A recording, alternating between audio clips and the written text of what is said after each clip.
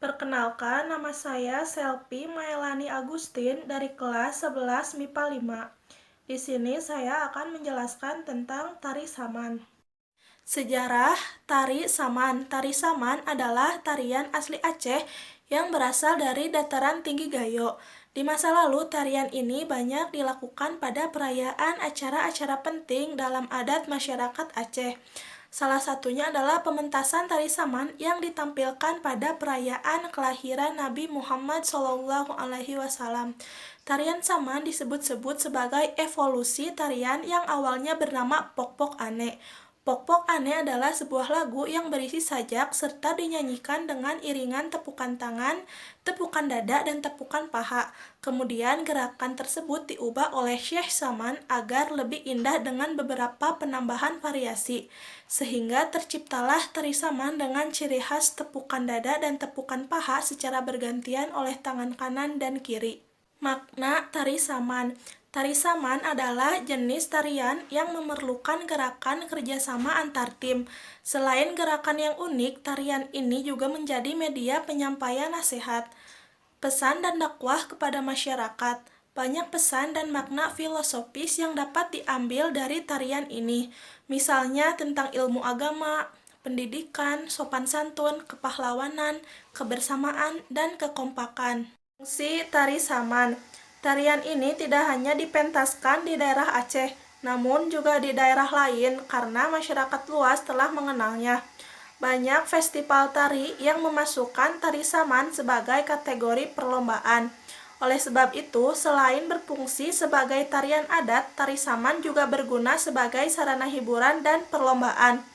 Di samping itu, tari saman juga berfungsi sebagai media dakwah. Penyajian tari saman. Sebelum tarian saman dilakukan, terlebih dahulu tampil seorang pemuka adat yang memberikan mukadimah atau pembukaan. Pemuka adat tersebut merupakan perwakilan masyarakat setempat yang akan menyampaikan nasihat baik kepada pemain dan penonton. Selanjutnya, tarian akan ditampilkan dan dipandu oleh seorang pemimpin yang disebut syekh. Tarian ini dikemas dengan paduan suara dan tepuk tangan dari para penari tanpa iringan musik. Biasanya tari saman dilakukan oleh 10 orang atau lebih dengan komposisi 8 orang penari dan 2 orang pemimpin. Keunikan tari saman. 1. Gerakan tangan. Tarian ini dilakukan tanpa iringan alat musik, sehingga untuk mengatur tempo dan irama tarian, para penari akan bersuara dan menyanyikan syair serta tepukan saat melakukan gerakan tarian. Suara tepukan tersebut dihasilkan dari tepukan tangan, dada, dan paha. 2. Penari pria dan wanita.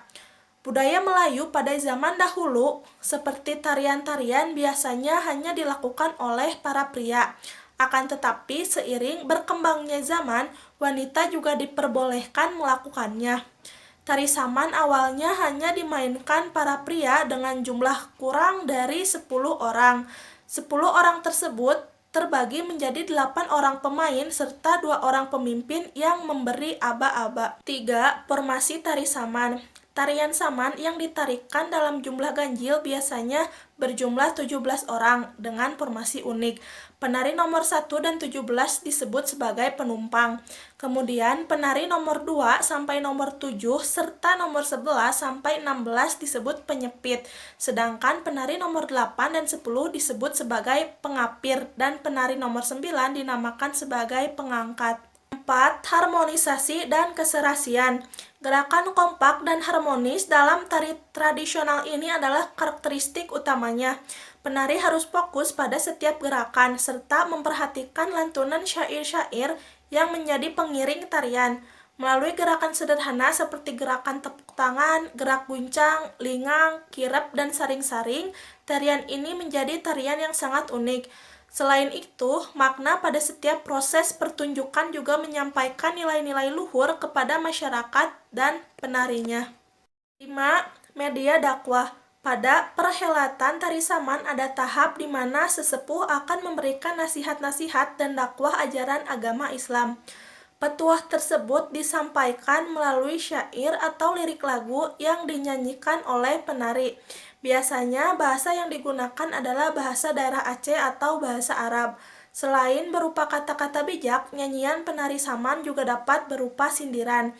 Selain itu, materi yang dibawakan juga bisa memuat tentang makna kesopanan, pelajaran, kepahlawanan, serta kerukunan masyarakat Aceh. 6. Kostum tari saman.